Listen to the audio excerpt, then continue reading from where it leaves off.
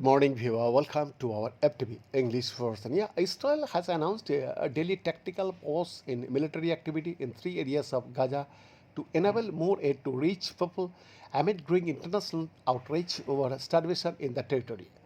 The Israeli military said the move would refute the false claim of deliberate starvation in the Gaza Strip.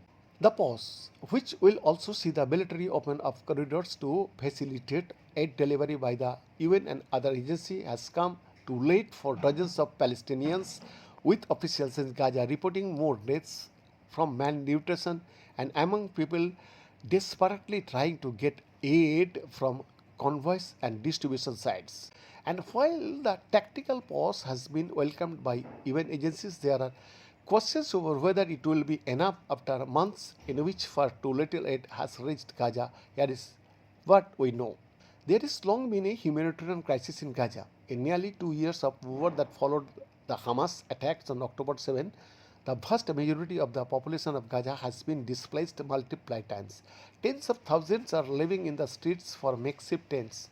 As Gaza's infrastructure has been destroyed, access to water and power has become more difficult.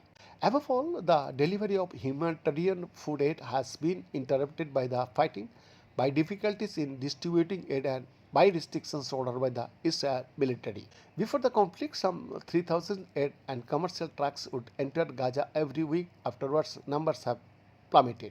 During a ceasefire at the beginning of this year, an average of several hundred trucks crossed Delhi, but they did not last.